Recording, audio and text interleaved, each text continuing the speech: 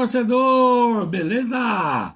Nelson na área aí, trazendo tudo sobre a rodada do final de semana, sobre a vitória do nosso Verdão no Choque Rei, né? Mas antes da gente falar sobre isso tudo aí, não se esquece, se inscreve no canal, curte, compartilha. E desde já quero agradecer a quem já é inscrito, que sempre está comentando, sempre está dando um joinha aí, impulsionando o canal, né? Já estamos chegando num K e eu quero muito aí chegar nesse objetivo o quanto antes. Então, se você ainda não é inscrito no canal, vai lá, não custa nada. Para o vídeo rapidinho, curte, se inscreve no canal, compartilha para todos os seus amigos palmeirenses aí, o pessoal que gosta da resenha do futebol, que sempre tem vídeo fresquinho para vocês aqui e shorts também, tá? E só dando mais um recadinho antes da gente falar do jogo, quem tem aí as redes vizinhas também, você pode ir lá no aplicativo lá do Toque Toque, né? Vai lá no aplicativo também, N8 Underline Canal, vocês vão encontrar aí conteúdos do Nelson sobre o nosso palestra, tá bom, pessoal? Então, conto com vocês lá, se inscreve lá, me segue lá, se inscreve aqui, ativa sempre o sininho para receber as notificações aí referente ao N8, tá bom? Bom, bora lá, pessoal. Final de semana super favorável para o nosso palestra, né? Favorável aí para o palmeirense, favorável para tirar uma chinfra com os rivais, né? Afinal de contas, o Depay cavou a derrota do Corinthians, né? Depay começando no sábado da rodada aí, cometendo aí um deslumbre, né? Vamos dizer assim, né? Uma cobrança de pênalti aí com cavadinha em cima do Walter, ex-Corinthians, né? E aí o Walter pegou o pênalti. O Corinthians mesmo assim começou ganhando por 1-0 com gol do Kaká. Kaká esse que a torcida criticou até umas horas, né? A zaga do Corinthians pareceu uma mãe. E aí o Mirassol virou para 2-1 em cima do Corinthians, já alegrando o nosso sábado, né? Alegrando muito o nosso sábado. No domingo, né? Ainda acho que ainda no sábado o Flamengo acabou ganhando do Bahia, né? Lógico que esse jogo aí é um jogo de duas forças, né? O Bahia, querendo ou não, tem um bom time, tem um time ajustado, tem um bom técnico que é o Rogério Ceni, né? Sabe trabalhar com time, sabe trabalhar com elenco. E no confronto entre Flamengo e Bahia, o time do Cheirinho levou a melhor. Mas esse jogo era um jogo aí que dava para cravar um empate, né, gente? Poderia ser mais equilibrado, mas o Arrascaeta não tem jeito, né? O cara joga o fino da bola mesmo e tá fazendo uma ótima temporada aí nesse campeonato. No domingo, né? O cabuloso aí sacudiu a Ilha do Retiro, sacudiu o Sport, né? Na estreia do técnico do Sport, do português, né? E 4-0 pro Cabuloso, com Gabigol no banco, hein? Léo Jardim vem arrumando o time, vem ajustando, vem deixando tudo redondinho. E realmente aí o Cruzeiro está com uma recuperação no Campeonato Brasileiro muito interessante. Embora o Léo Jardim tenha feito aí algumas considerações, né, referente à Sul-Americana, que foi extremamente infeliz, né? Porque ele diz que não quer jogar a Sul-Americana. Na verdade, ninguém quer jogar a Sul-Americana. A Sul-Americana é a Série B dos campeonatos da América do Sul, né? Todo mundo quer jogar uma Libertadores, mas para isso tem que ter competência, né? Seu Léo Jardim? Tem que ter competência para cravar o time lá. Eu sei que você não estava aí no Cruzeiro ano passado, mas você vai ter que ter competência esse ano para colocar o Cruzeiro numa Libertadores e não menosprezar aí uma Sul-Americana, né? Que tomara a Deus, o Palmeiras nunca precise jogar essa Sul-Americana, mas enfim, né? Isso é um outro papo, né? Um outro papo de boteco ainda. E aí ontem o Choque Rei, hein? Choque Rei. São Paulo jogou novamente aí acuado, né? Se acovardando como já era esperado, né? O Zubeldia, quando joga contra o Palmeiras, vem sempre recuado, né? sempre aí fechadinho, jogando pelo empate ou por uma bola.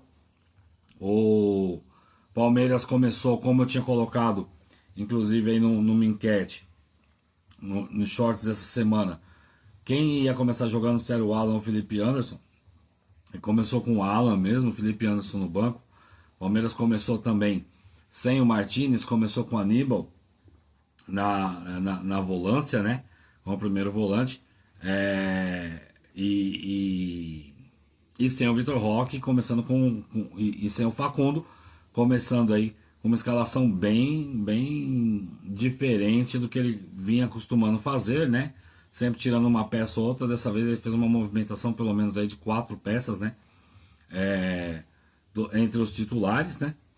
Ou os chamados titulares, mas o Palmeiras sempre está rodando aí. E mesmo assim, com um reforço aí na maneira defensiva por conta do Aníbal, na minha opinião, né? Que é mais pegador que o Martinez, né? Como primeiro volante, né? O Palmeiras se sobressaiu no primeiro tempo, né? Acuou o São Paulo, antecipou as marcações aí, não deixou o São Paulo jogar. Teve algumas oportunidades, né? Desperdiçadas, lógico, mas não foram tão claras, né? A ponto aí de dizer o Palmeiras poderia golear, por exemplo. Não tinha como, né? Mas em contrapartida aí, o Palmeiras jogou muito bem na base do abafa, né? Não deixou o São Paulo jogar, não deixou o São Paulo sair do meio de campo no primeiro tempo. São Paulo bem acuado e o Palmeiras jogando o fino da bola, né? E aí não tem como não destacar as participações do Richard Rios, né? Voltou muito bem. A participação do Aníbal, né? Os dois volantes aí jogando muito bem. E o Paulinho também, né? Paulinho que começou aí, finalmente estreou como titular, começando aí a partida. E jogou e foi para cima, fazendo muitas movimentações aí do lado esquerdo ali junto com o Piquerez, né? Estão fazendo bastante movimentações aí. O Alan ficou um pouco sumido, né? Porque ele estava fazendo papel, em vez de ele jogar na meiuca, né? Que ele é um pouco mais acostumado, ele jogou na direita, no lugar ali que o Estevão fazia anteriormente. O Estevão foi para meiuca, né? Para jogar de meia. E aí o Palmeiras se sobressaiu em cima do São Paulo no primeiro tempo. Poderia sair ganhando de 1-0, possivelmente. Aí, né? Teve algumas jogadas interessantes do Paulinho e do Richard Rios.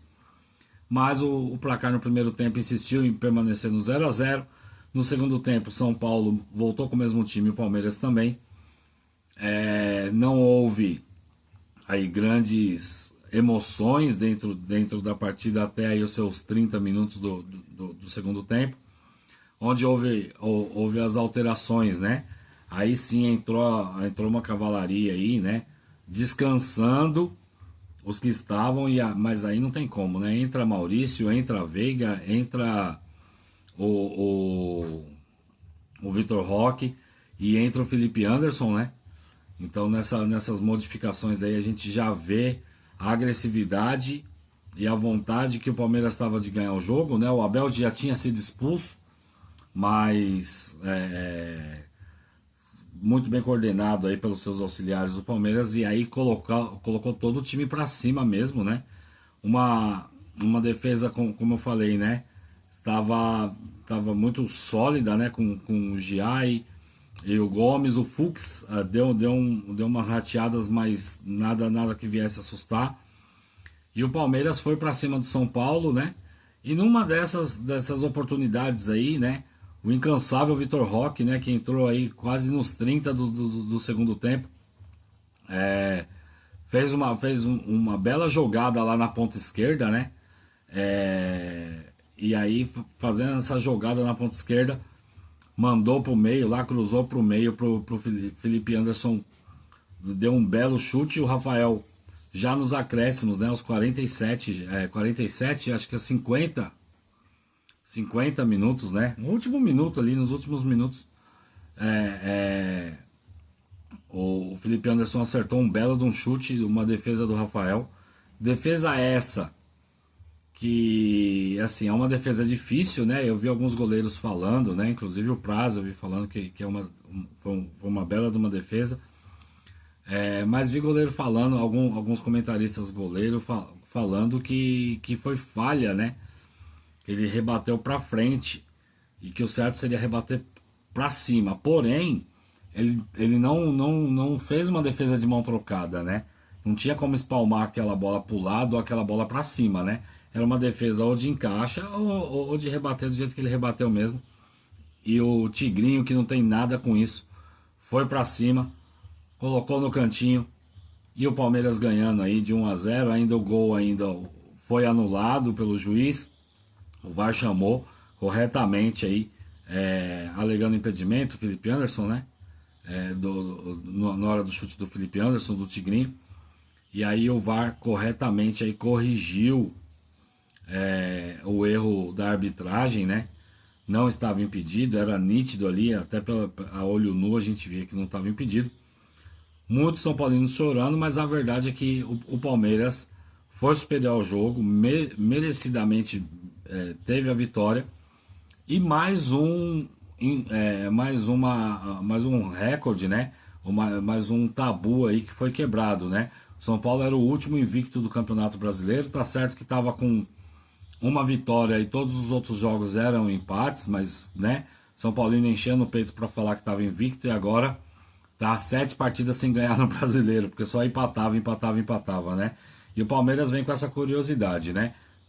Tirou a invencibilidade do Inter no Beira-Rio e o Inter caiu, hein? Caiu assim de uma maneira assustadora. Logo em seguida, foi a vez do Fortaleza perder, coisa que não perdia fazia tempos no Campeonato Brasileiro em casa, acho que era desde o ano passado.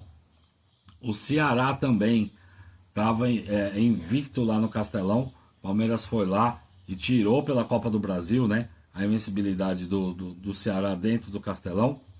Foi na altitude jogar com o Bolívar, ganhou do Bolívar, voltou. Aí teve aí a derrota contra o Bahia, né? Em casa, que como eu falei, com o Bahia eu acredito que é um time que vai brigar ali, lógico que não tem a mesma potência que o Flamengo e Palmeiras, mas pode surpreender aí, e é um resultado normal às vezes você perder pro Bahia, tá gente?